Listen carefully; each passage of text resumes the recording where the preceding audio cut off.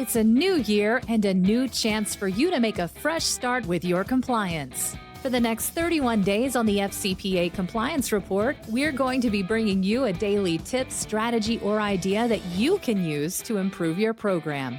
Here's your host, Tom Fox, the Compliance Evangelist. How an investigation informs remediation. There is nothing like an internal whistleblower report about an FCPA violation, the finding of such an issue, or worse, a subpoena from the regulators, the prosecutors, or the government, to trigger the board of directors and senior management attention to the compliance function and a company's compliance program. Such an event can trigger such gnashing of teeth and expressions of outrage, following immediately by proclamations of, quote, "We are an ethical company," end quote. However, it may well be time for a very serious reality check. In addition to robust investigations, a company must engage in remediation of the offending conduct. The evaluation of corporate compliance programs mandated the additional significance of this by providing that this process, both at the time of the offense and at the time of the charging decision and resolution, will be considered. When you consider the strictures around the continuous monitoring and continuous improvement in compliance programs, you begin to see how critical this is. Obviously, a key test of any compliance program is when a deficiency is found and a violation occurs.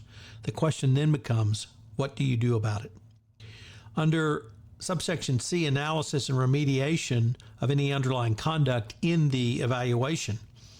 Finally, a hallmark of a compliance program is working effectively in practice is the extent to which a company is able to conduct a thoughtful root cause analysis of misconduct and timely and appropriate remediate to address the root causes. This requires you to not only look at the issues in question, but also fix them going forward.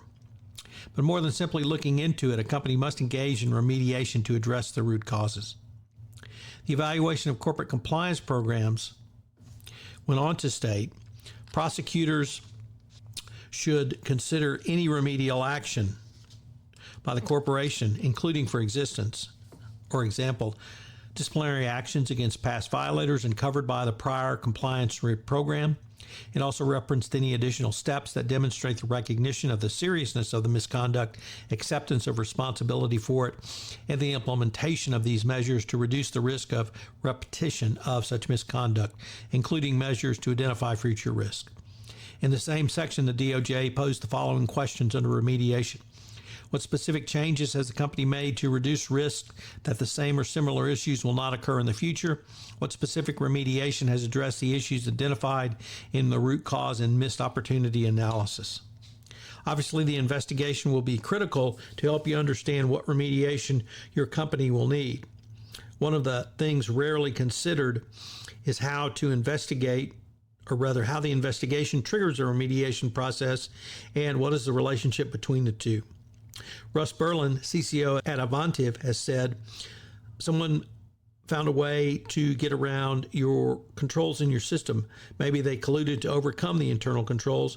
Maybe there was a group that simply wasn't too well trained, didn't understand, or a group that was extremely well trained and decided to do it anyway. But somehow the issues in your system, and by systems, the overall control, executive tone, governance, compliance program, internal controls, all at the meta level. It is axiomatic that you cannot find gaps in your compliance program until you stress test it. Viewed in that light, your compliance failures can be viewed as such a stress test. You've just been handed a stress test, and this is where the system broke down. Now you have a gap. Absent the investigation, as painful and as difficult as that is, the gap would have been there, just sitting there. The investigation will raise information to you about the future of your failures of your compliance program that you may not have previously known existed. While there will be a desire by some folks not to give out any information about the investigation until it is completed and there is a final report, you must resist this at all cost. If the results of the investigation are not made available to you as the CCO or compliance professional charged with remediating your compliance program, such remediation will be extremely difficult because you're going to be going off on suppositions and guesses. There should be a solid line of communication between the people who are doing the investigation and the people leading remediation. Otherwise, you can only begin your remediation in the most general terms, and you will not be able to deal with specific gaps in your compliance programs or risks that need to be managed. Also, such an approach can be an absolute recipe for disaster. First and foremost, the DOJ will not give you credit, and you may lose the types of benefits articulated in the FCPA Corporate Enforcement Program announced in November 2017 by Rod Rosenstein. Moreover, the executive attention will dissipate, or as Berlin concluded, when you've got the energy, use it, because when it's gone. From the DOJ and Securities and Exchange Commission perspective, the key is to use your information to both fix the problem so that it does not occur again, but also improve your compliance program. You can think of this as part of your continuous improvement and continuous evolution of your compliance program as well, because as you incorporate the remedial fixes to your compliance program after a violation or after a failure, you can document this, and not only will help you in the specific FCPA enforcement action you may find yourself, but also if a regulator comes knocking for any other reason. In other words, document everything you do. So what are today's 3 key takeaways? We'll really start with the title. How does your investigation inform your remediation? It absolutely informs your remediation. Whether you call it a get well plan, whether you call it a remediation plan, or whether you call it a missed opportunity analysis, it's all about moving forward and utilizing the information to improve your compliance program.